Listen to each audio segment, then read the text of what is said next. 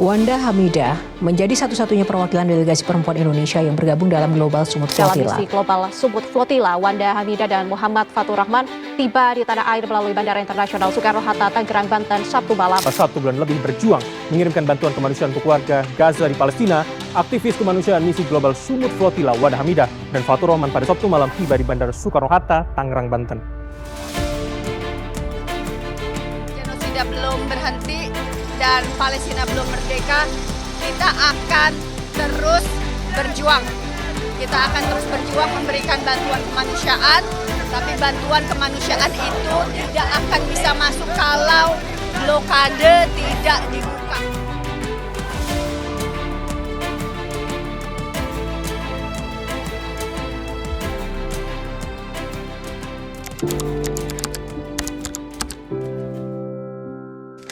Sebetulnya dalam membela kemanusiaan, saya nggak baru aja terjun, tapi kalau udah mengenal saya dari dulu, saya udah menjadi aktivis semenjak era reformasi di tahun 98 ketika menjatuhkan rezim Soeharto yang otoriter. Dan saya selalu ada dalam setiap aksi membela kemanusiaan dimanapun itu berada, baik di dalam negeri maupun dan terutama dalam hal ini di Palestina, ya, karena genosida yang terjadi saat ini di Palestina, dan saya merasa saya nggak bisa cuma diam aja tanpa melakukan aksi apapun dan melihat live streaming hari demi hari, jam demi jam, detik demi detik.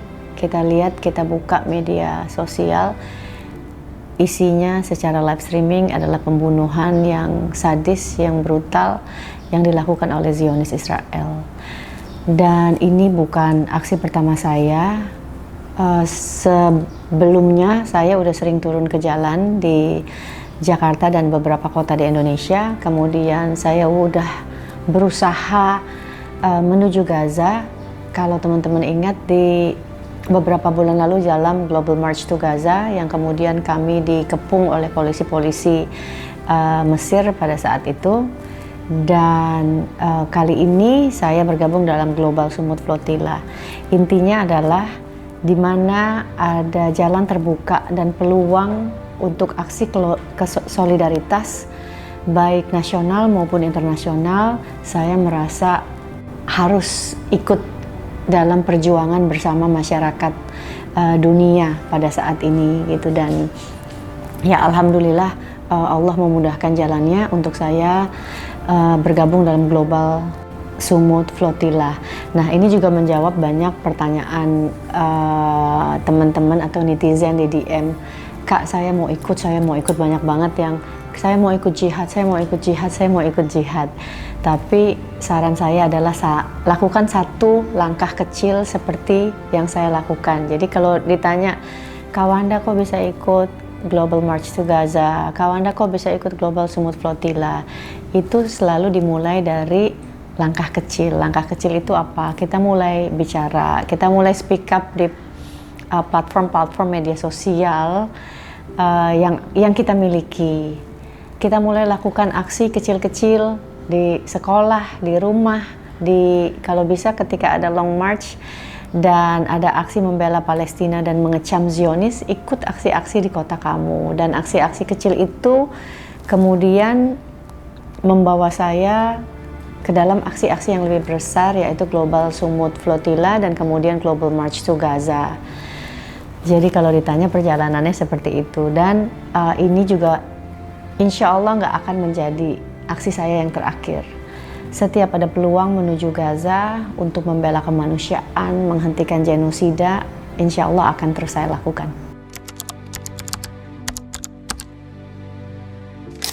Saya selalu bilang kayak, makasih ya udah wakilin Indonesia, makasih, saya merasa terwakili, terima kasih. Tapi saya selalu menjawab bahwa jangan merasa terwakili oleh saya. Karena saya ingin kalian mewakili diri kalian sendiri, supaya saya nggak sendirian gitu. Atau ketika Global March to Gaza, supaya saya nggak bersepuluh, saya mau 1000, saya mau 1 juta orang Indonesia, 2 juta orang Indonesia yang punya spirit yang sama untuk menghentikan genosida. Dan kita negara besar, 280 juta penduduk.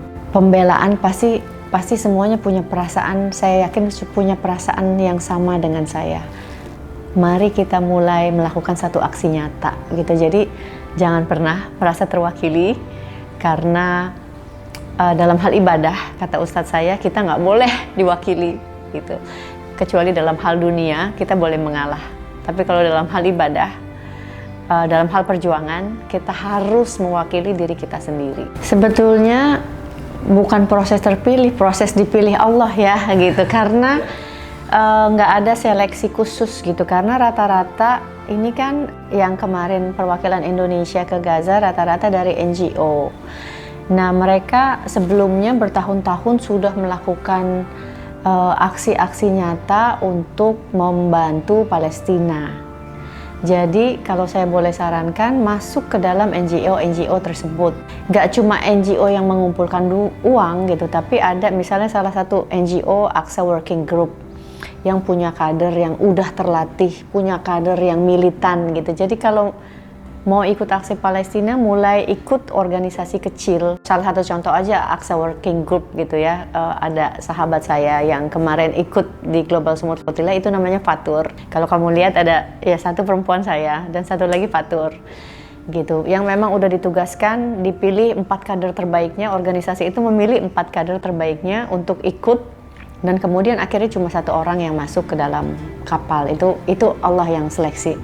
Tapi kemudian akan ada seleksi alam, di mana ini memerlukan kekuatan fisik kamu dan memerlukan kekuatan mental kamu. Setelah itu yang terakhir ya pasti seleksi alam itu Allah yang akan memilih gitu. Jadi kalau suatu hari ada Global Sumut Flotilla lagi, atau ada Global March lagi, kira-kira berdasarkan pengalaman di Global March, di Global Sumut Flotilla, itu kira-kira saya bisa, yang diperlukan spesifikasi ini.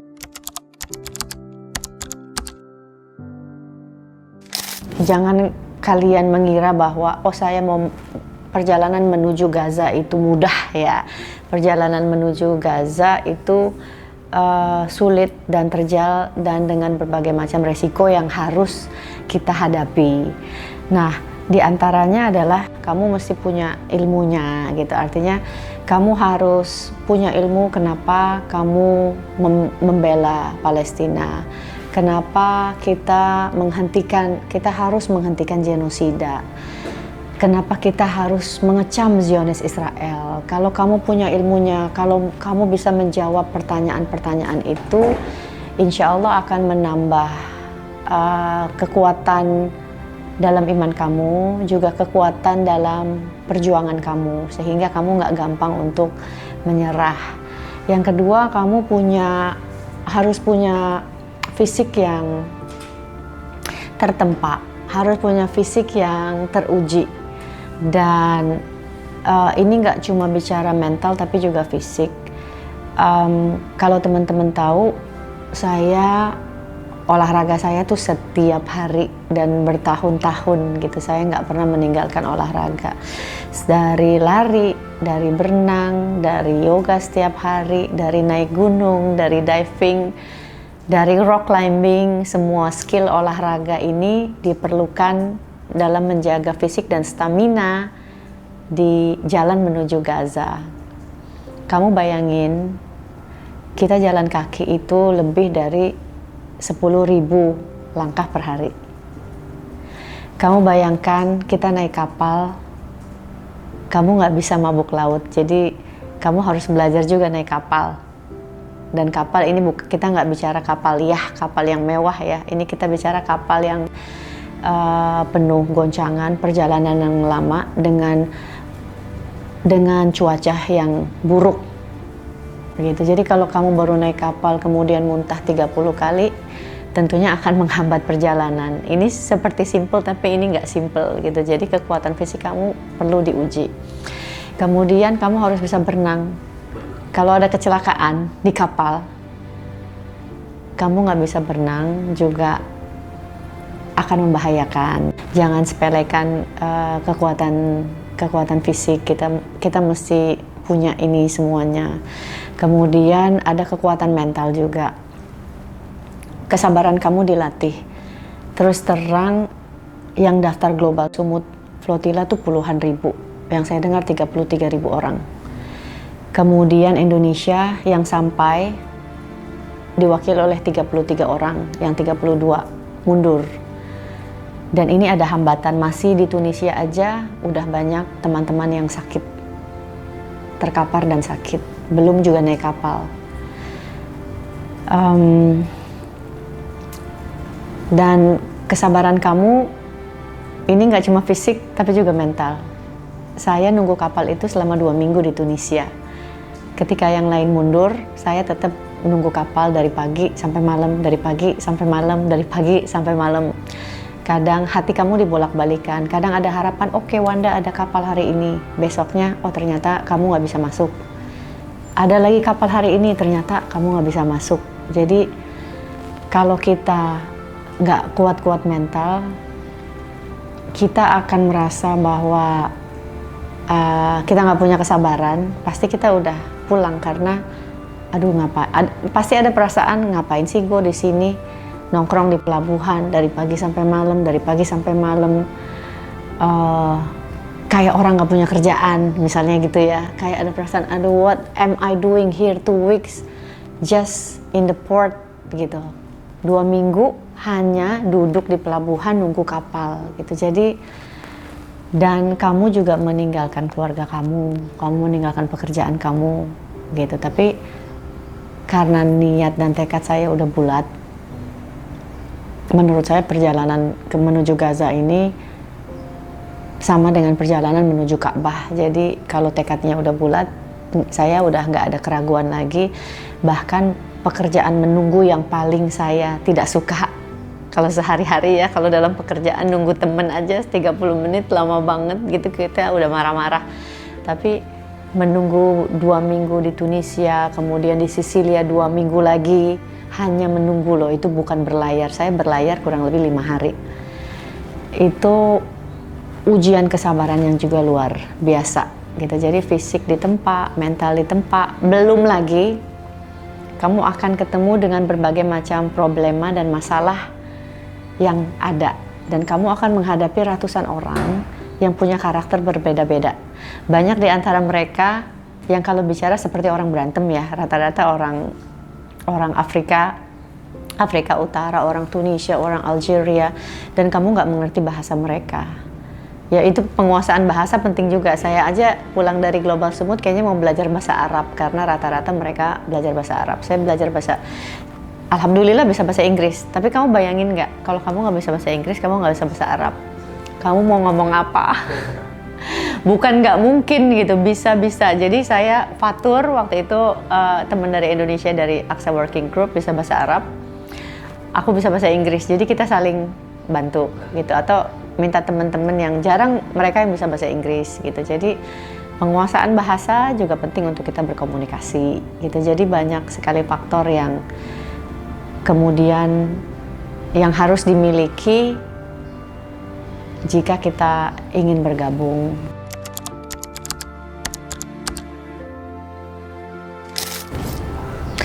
Nggak ada. 100% nggak ada keraguan, sampai kemudian saya baru pernah dalam suatu perjalanan yang saya tidak tahu, ketika orang tanya, Mbak Wanda kapan pulang, saya nggak bisa jawab karena saya nggak tahu kapan saya akan pulang gitu. Jadi artinya saya menyerahkan jiwa, raga, waktu yang saya miliki untuk berangkat ke Gaza. Kamu nggak tahu akan pulang dan kamu nggak tahu akan kembali apa enggak. Jadi kalau masih ada pikiran duniawinya sih rasanya nggak bisa gitu. Masih pikiran, aduh masih memikirkan keluarga atau masih memikirkan pekerjaan, ada klien, ada ini, ada itu, ada kontrak, ada itu, kayaknya nggak bisa, nggak mungkin.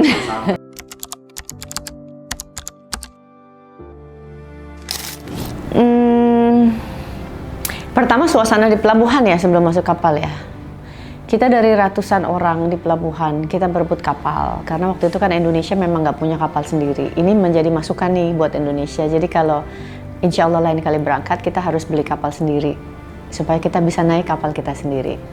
Terus di sana yang diutamakan juga rasanya orang-orang bule, kalau kita orang Indonesia bilang orang bule diutamakan masuk kapal karena ada secara psikologis kalau kapalnya ada bulenya, Israelnya takut gitu. Karena kan dari negara-negara sekutunya ya. Misalnya orang Inggris, pokoknya paspor Inggris, paspor Swedia, paspor Itali gitu. Mereka negara-negara sekutunya Zionis nih paling diutamakan karena mudah-mudahan kapalnya nggak ditembak gitu, contohnya nggak dibom atau nggak diserang karena ada warga negara sekutu-sekutu Zionis. Di pelabuhan itu juga cukup berat, dan ketika kita melihat ada teman kita yang naik kapal, kita enggak, aduh perasaannya sedih banget gitu, down lagi. Itu mestinya kita gitu. Tapi di satu sisi ngelihat ratusan, tapi ikhlas sih gitu, sedih dan ikhlas.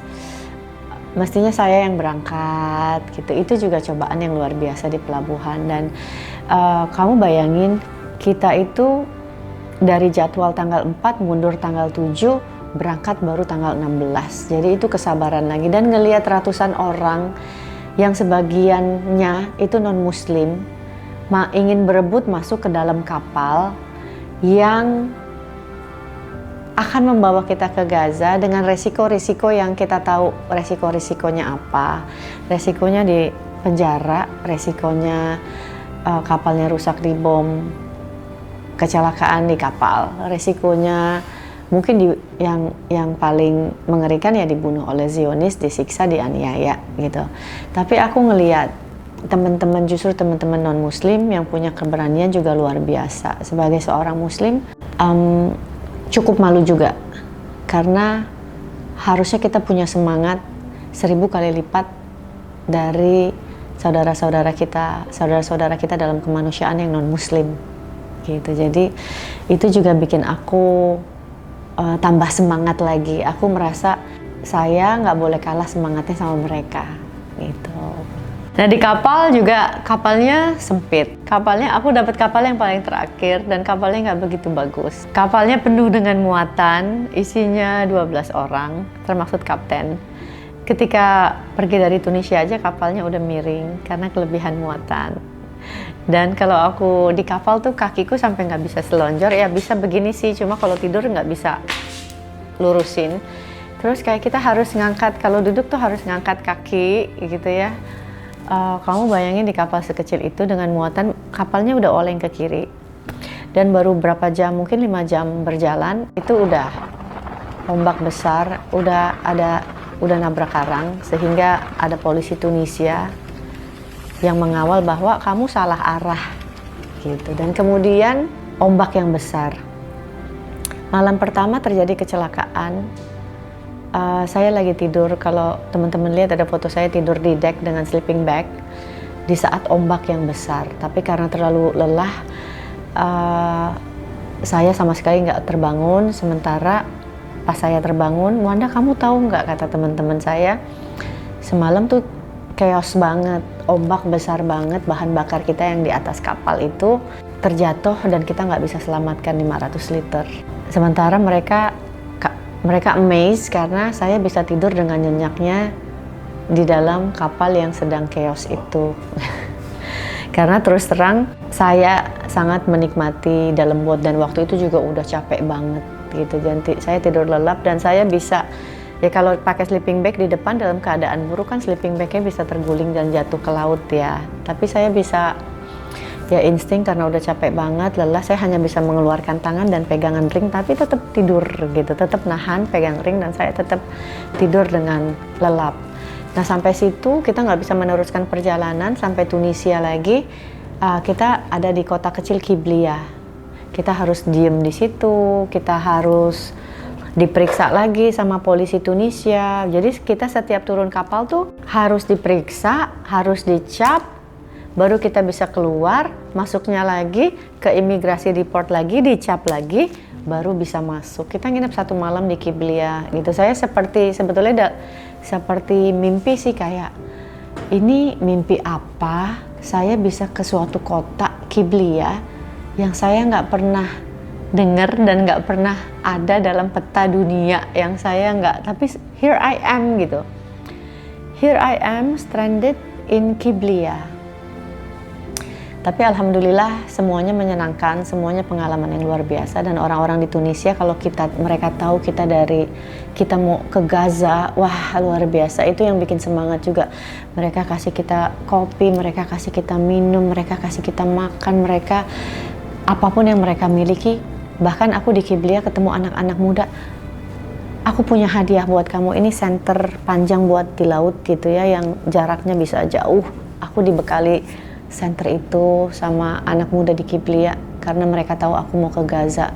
Tiap pagi kita dibikinin kopi panas untuk para partisipan Global Summit yang mereka antusias dan sangat helpful dan sangat menolong ketika mereka tahu kita mau pergi ke Gaza. Jadi semangat itu yang ya kadang-kadang mereka ingin menitipkan, ingin membersamai kita gitu dalam perjuangan menuju Gaza. Itu yang bikin kita juga seneng, kita juga kuat. Kalau kamu lihat video aku walaupun capek, aku selalu merasa sehat dan selalu merasa bahagia.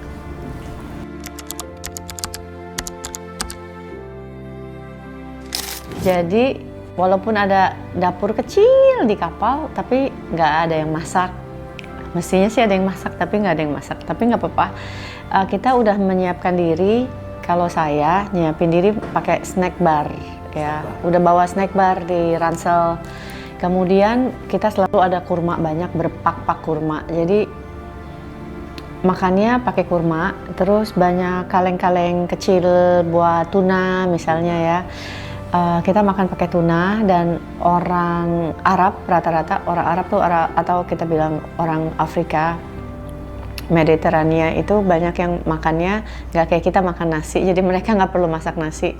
Kita makan roti kering kan nggak kayak roti, kalau kita kan di Indonesia rotinya basah ya, jadi gampang basi berapa hari, 3 hari biasanya, terus udah nggak bisa dimakan lagi. Ini rotinya kering gitu, jadi memang kita makan makanan kering yang kita makan satu rame-rame gitu, kemudian tunanya ditaruh rame-rame, jadi kita makan semuanya nyobek roti, makan coel gitu, jadi kayak satu piring rame-rame, tunanya dibuka ya. Jadi kebersamaannya tuh ada sekali, nggak ada orang tuh yang makannya sendirian aja, mereka bawa makanan makan sendirian tuh nggak ada, pasti saling menawarkan. Kalau ada yang mau makan mereka taruh di tengah rame-rame, kebiasaan orang Arab kan gitu ya, makan bukan untuk kenyang tapi makan untuk bertahan aja gitu. Jadi pagi 3 kurma, siang 3 kurma, malam 4 kurma. Jadi, dan saya memang nggak makan banyak karena saya nggak mau buang air besar di dalam kapal.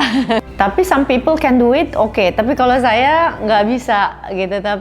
Tapi saya nggak mau membebani orang juga kan. Saya simpan aja dalam hati saya. Tapi buang air kecil ya. Ada kondisi di mana saya juga buang air kecil. Hari pertama masih buang air kecil, cuma kan kalau hari berikutnya sama 11 laki-laki itu kan mereka suka jorok banget ya. Pokoknya kapal saya udah jorok banget deh, tapi nggak apa-apa, it's okay gitu. Saya selama ketemu udara segar, duduk di dek, saya udah bahagia gitu. Ketemu angin laut, ketemu ombak, saya udah bahagia gitu. Jadi ya kalau ditanya obstacles-nya itu juga, ini juga menghadapi pertanyaan banyak orang, siapa yang mau jadi yang kalian hadapi ya ini, buang air besar, buang air kecil, bagaimana caranya, wudhu bagaimana caranya. Ya wudhu bisa pakai air laut kan ya, di dalam agama Islam juga wudhu bisa pakai air laut, atau kita ngirit pakai air minum sedikit-sedikit gitu ya untuk berwudhu. Saya suka videoin mereka ketika berwudhu, ketika mereka sholat di dalam kapal bagaimana, supaya teman-teman tahu dan merasakan kondisi ketika wudhu di kapal bagaimana, ketika sholat bagaimana, semuanya bisa dilakukan tanpa kita meninggalkan ibadah kita. Kemudian saya juga ngajarin teman-teman, karena saya suka ke gunung, saya suka ke laut. Sebelumnya dari 17 tahun saya udah ikut diving di Trisakti Diving Club, jadi kurang lebih udah paham rasanya apa di atas laut. Dan sedikit banyak juga melalui perjalanan kemarin 35 hari kemarin, saya mungkin ada Tapi balik lagi yang kita rasakan mungkin nggak seujung kuku dari apa penderitaan saudara-saudara kita di Gaza ya, gitu, yang dibunuh, dibom, dalam dihancurkan rumah tinggalnya, dihancurkan keluarganya, gitu. Jadi perjalanan itu menimbulkan justru simpati yang jauh lebih besar, empati yang jauh lebih besar kepada saudara-saudara kita di Gaza, dan merasakan bahwa yang saudara-saudara kita di Gaza diputuskan listriknya, diputuskan air bersihnya.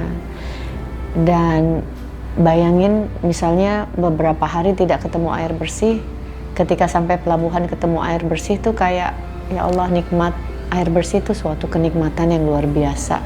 Kita mandi pakai shower misalnya, bisa bilas, bisa shampoan, bisa keramasan, tuh kayak wow, this is amazing gitu, kayak ini nikmat yang luar biasa. Ya Allah, terima kasih, alhamdulillah gitu. Jadi alhamdulillah. Dan pas saya balik Jakarta juga, wow, ini kehidupan setelah kembali ke Jakarta kayak, oh, kehidupan yang saya miliki ini luar biasa, makin bersyukur lagi. Bayangin rakyat Gaza yang saya membayangkan ketemu air shower itu, kehidupan yang luar biasa, alhamdulillah gitu. Karena kebayang waktu perjalanan di laut yang nggak ketemu air bersih, yang nggak bisa shower, yang 35 hari nggak bisa tidur di kasur yang empuk, beralaskan sleeping bag, kadang di dek kapal, kadang di pelabuhan, ya kita tidurnya di pelabuhan gitu. Jadi sungguh kenikmatan yang luar biasa. Kita mempunyai kemerdekaan, kita mempunyai hak dasar dalam hidup. Kita tidur dalam, ada atap di atasnya, ada kasur yang empuk, ada air yang bersih, ada makanan yang bisa kita pilih. Dan ini menambah perjuangan saya bahwa hak dasar ini harusnya dimiliki oleh semua manusia di muka bumi, dan terutama masyarakat rakyat Palestina yang saat ini mengalami penderitaan, sedang dizalimi habis-habisan oleh Zionis Israel yang dicabut hak-haknya, dicabut hak dasarnya, rumahnya dihancurkan, lahan pertaniannya dihancurkan, listriknya dihancurkan, air bersihnya dihancurkan, dan mereka dilaparkan. Padahal mereka mempunyai semua itu. Gitu. Jadi ini kebiadaban, kebrutalan, kekejian yang luar biasa yang dilakukan oleh Zionis Israel dan dibantu oleh sekutu-sekutunya, yaitu Amerika dan Inggris. And kalau kita masih punya hati nurani, kita masih punya akal, harusnya kita di titik sudah tidak lagi berbicara dan berdiskusi, tapi langsung melakukan langkah yang nyata untuk menghentikan genosida ini. Karena menurut saya kalau kita sampai bisa membiarkan, dan kalau kita sampai bisa menormalisasikan genosida ini, kita sama saja dengan monster-monster Zionis Israel itu.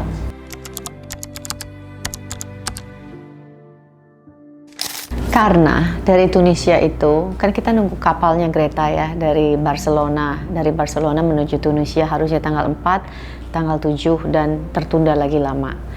Dari Tunisia memang nggak mungkin langsung berangkat ke Gaza langsung, karena persediaan pasti ada pengisian bahan bakar. Dan pasti banyak kerusakan kapal. Biasanya dari Tunisia kita ke Italia dulu. Nah di situ udah nggak cuma kapal saya yang rusak, ada 10 kapal yang rusak. Dan ya tereliminasi lagi di Italia. Dari Italia juga nggak langsung ke Gaza dulu. Kita ada pengisian bahan bakar di Yunani dulu. Dari situ baru menuju Gaza. Jadi perjalanan ini memang perjalanan yang panjang, pelabuhan demi pelabuhan, negara demi negara, dan sampai bisa masuk berlayar ke Gaza, mengarungi laut Mediterania yang panjang, yang luas, yang ya dengan berbagai macam cuaca yang mungkin kurang mengenakan juga gitu. Jadi itu juga harus disiapin. Jadi kenapa saya stranded di Sisilia, karena kapalnya rusak, dan selama 2 minggu ini selalu dalam penantian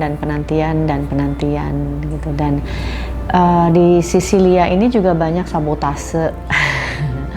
Kalau teman-teman ingat tuh, sabotase tuh banyak banget, seperti misalnya kalau bahan bakar jatuh mungkin kecelakaan. Tapi ketika saya berlayar lagi dari Sisilia menuju Yunani, kita udah sempat berlayar, tiba-tiba kapal harus kembali karena ada kebocoran di tengah laut. Itu kan di tengah laut loh, bukan di pelabuhan. Kalau di pelabuhan mungkin kita nggak khawatir. Kebocoran di tengah laut kan bisa mengakibatkan kapal tenggelam ya. Dan pastinya kita harus berenang dan kita harus pelampung menunggu diselamatkan. Ini juga kemungkinan besar yang harus kita antisipasi. Alhamdulillahnya lagi, kapal berhasil balik lagi ke Sisilia. Kalau kapal nggak bisa itu kan masalah problem lagi. Tapi kalau saya merasa mestinya kebocoran dalam kapal itu kan pasti dari bawah. Secara logika sulit untuk ada kebocoran di dalam kapal kalau tidak ada sabotase. Di sana walaupun ada kebersamaan, tapi we really cannot trust anybody. Saya merasa juga mungkin ada salah satu atau salah dua di antara kita yang berusaha untuk menggagalkan keberangkatan. Kemudian juga ada kapten kapal yang kabur dari sini, kabur dari sana, kabur dari sini. Misalnya menunggu kayak, oke deh kamu kasih saya uang berapa supaya saya mau berlayar gitu. Nanti sampai Sisilia, sampai Yunani misalnya, nanti mereka minta lagi sampai ke Gaza berapa gitu. Jadi ada sabotase di kaptennya juga. Dan ini saya rasakan di depan mata saya sendiri. Ketika kami pindah kapal ke Nusantara Boat juga itu juga ada sabotase. Pertama, kapten kapal dari Aladin lari masuk ke kapal kita. Terus ternyata udah kapal kita berangkat, paginya balik lagi. Dia bilang kapalnya rusak.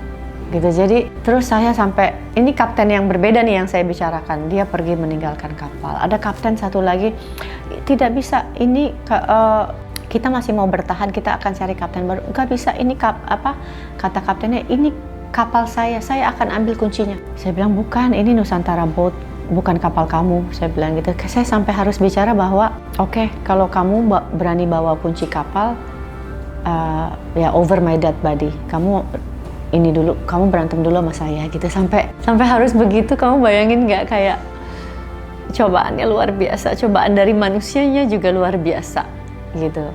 Sampai ketika kita mau berlayar, ketika mekanik datang, oh ini bisa bu, kapal misalnya satu mesin ini memang ada, kayak kalau dalam mobil tuh ya asapnya hitam gitu, perlu lebih banyak oli. Oke, kita beli banyak oli gitu. Tapi ternyata nggak diizinkan. Saya ngerasa bahwa bentuk tidak diizinkannya juga ini bentuk sabotase juga.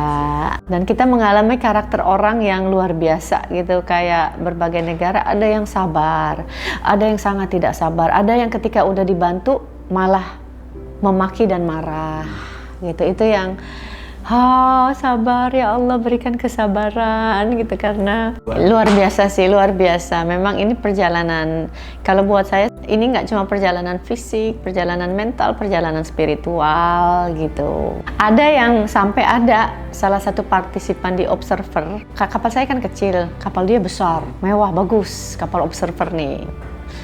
Yang kapal Observer ditempati oleh ada koordinator Indonesia dan dari Malaysia. Saya numpang tidur di situ, saya bisa diusir 3 hari berturut-turut. Sama satu partisipan dari, ya namanya nggak usah saya sebut. Kamu nggak bisa tidur sini, nama kamu tidak register di sini. Waduh, itu saya, kamu gimana sih? Kamu nggak punya rumah, kamu tidur di pelabuhan, kamu hanya mau numpang tidur, menutup mata dengan tenang di kapal yang lebih besar itu. 3 hari berturut-turut saya diusir. Namanya kamu bayangin nggak? Sampai hari kedua saya diem. Sampai hari ketiga, Wanda ini tidak ada namanya di kapal ini. Memang saya bukan mau naik kapal itu, saya mau numpang tidur. Iya, karena ada koordinator Indonesia Ustadz Hussein di situ. Ya, tapi dia kasihan di kapal sana. Dia kan sendirian perempuan dan kapalnya kecil.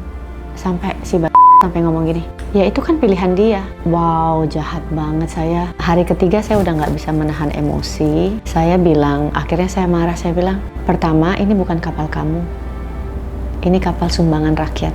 Yang kedua, kamu ada masalah apa dengan saya? Saya ngomongnya keras ya, nggak sehalus ini. Kalau kamu ada masalah dengan saya, kamu ngomong di depan muka saya, jangan ngomong ke orang lain. Yang ketiga, bagaimana kamu punya rasa kemanusiaan menuju Gaza, kalau baru sampai Portopalo, Sisilia, kamu udah nggak punya rasa kemanusiaan. Jadi kamu ketemu karakter orang yang paling baik, kamu ketemu karakter orang yang paling jahat, dan itu dikasih lihat di depan muka saya gitu. Itu badan saya sampai gemeter dan shaking ketika saya marah bicara ini seperti dia. Kamu mau ke Gaza karena kemanusiaan. Sampai sini aja kamu nggak punya kemanusiaan. Saya nggak pernah marah segemetar itu. Dan women to women ya, perempuan ke perempuan, gila. Ada partisipan yang nggak punya hati, dan saya nggak tahu visi misi dan motivasi dia menuju Gaza itu apa. Tapi kalau buat saya ambil hikmahnya aja, ini menguatkan saya secara mental bahwa saya dikasih lihat bahwa manusia tuh ada yang seperti ini, ada motivasinya ini, ada yang seperti ini, dikasih lihat, dibukain semua karakter orang seperti apa. Ada yang seolah-olah membantu, kasih makan kita di kapal tiap hari, tiba-tiba hari terakhir ada upaya untuk ambil kapal kita. Seperti kayak, udahlah kapal kamu rusak, kamu pergi aja dari situ. Supaya mereka mungkin bisa take over dan mungkin dijual di besi tuakan gitu, kayak hal-hal seperti itu. Belum kalau kapal kita nggak jaga karena itu pelabuhan terbuka, ada yang hilang ini, hilang itu, hilang ini, hilang itu. Jadi kira-kira yang saya hadapi di pelabuhan juga nggak melulu masalah air bersih dan masalah listrik atau masalah makanan gitu, tapi juga ditunjukkan karakter orang dari yang terbaik sampai yang terburuk gitu. Jadi memang membantu Palestina itu ya selalu ada orang yang take benefit of it gitu ya, mengambil keuntungan dari kesusahan orang lain. Nah, ini orang-orang yang paling berbahaya dan ada di neraka yang paling apinya paling panas. Karena ya mereka muslim juga gitu, tapi orang yang mengambil keuntungan di tengah kesulitan dan kesusahan orang lain itu menurut saya ya lebih biadab dari Zionis, dan itu saudara-saudara kita sendiri.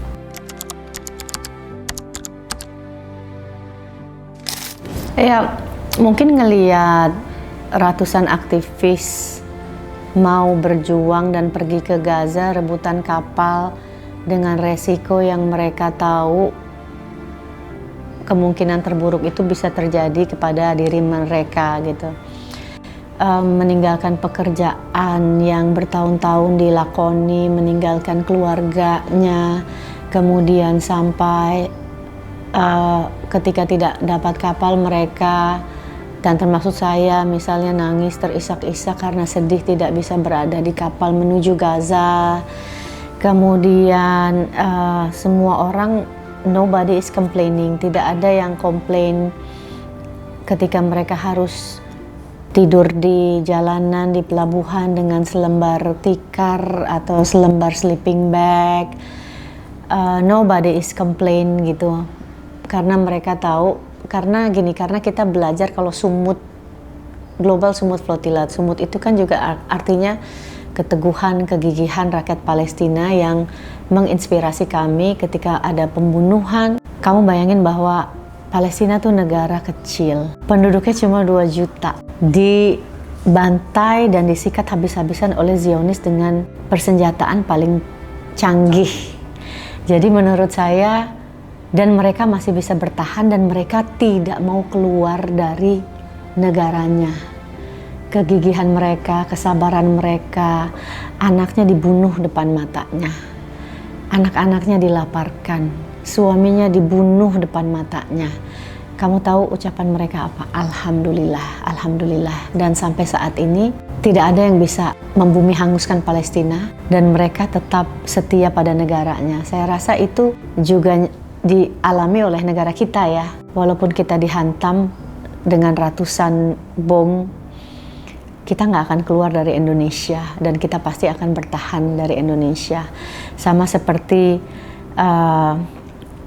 seperti para pejuang kemerdekaan Indonesia, ya kita merdeka atau mati.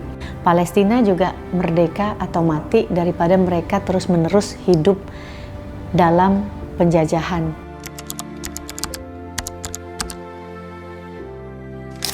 Mungkin karena aktivisme saya bertahun-tahun sebelumnya, mungkin yang besar-besar sudah memahami aktivisme ibunya. Memahami belum tentu bisa menerima ya. Apalagi ketika harus pergi ke negara, ke suatu wilayah yang sedang digenosida, yang kita tahu apa yang akan dihadapi ya. Tentara tersadis, tentara yang tidak punya moral, dengan persenjataan yang paling canggih, tentara yang menganggap dirinya terhebat, yang menganggap rakyat Palestina itu, mereka sampai bilang rakyat Palestina itu binatang dalam tubuh manusia dan layak dibunuh. Ini seperti Fir'aun ya, mungkin lebih kejam dari Fir'aun. Dan pastinya lebih kejam dari Hitler. This is a new Nazi, even worse than Nazi. Tapi saya hanya bisa mengharapkan suatu hari mereka paham perjuangan ibunya. Dan saya juga berharap mereka melakukan hal yang sama jika mereka punya kesempatan untuk berjuang gitu. Karena balik lagi, apalah artinya hidup kita kalau kita ada di zona nyaman, sementara kita melihat tetangga kita susah, tetangga kita dibunuh, tetangga kita dibantai gitu, dan kita merasa nyaman-nyaman aja. Pasti ada mata hati yang buta. Kemudian untuk anak saya yang kecil yang masih, ibu di mana? Ibu di Gaza. Gaza kan bahaya. Iya, ibu harus berjuang sama anak-anak supaya anak-anak seperti kamu tetap mendapatkan kasih sayang orang tuanya. Tapi ya dia kadang memahami, tapi rasa kekhawatirannya tentu jauh lebih besar karena takut kehilangan sosok ibunya. Dan kalau yang kecil juga nanya, tapi kan aku anak ibu juga gitu, yang aku kan juga anak ibu, aku juga harus disayang dan dilindungi dong gitu. Jadi it's okay, nggak apa-apa gitu, karena ya itu resiko yang harus kita hadapi.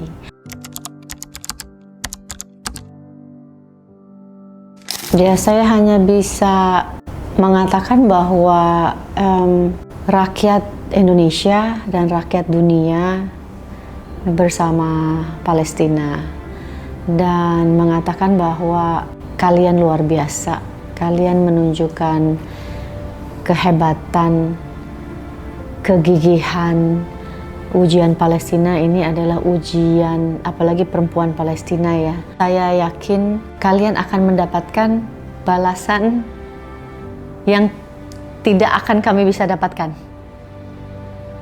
Gitu, jadi Allah tidak pernah ingkar janji. Ini udah nggak penting lagi menang atau kalah, karena memang sebagai umat muslim hidup kita bukan di dunia, tapi perjalanan kita di dunia menentukan nanti di akhirat kita akan berada di mana. Dan karena hidup di dunia ini cuma sekejap mata saja, dan orang-orang di Palestina dengan kegigihannya, dengan kesabarannya, dengan rasa bersyukurnya di tengah genosida masih mengucapkan alhamdulillah, alhamdulillah, alhamdulillah.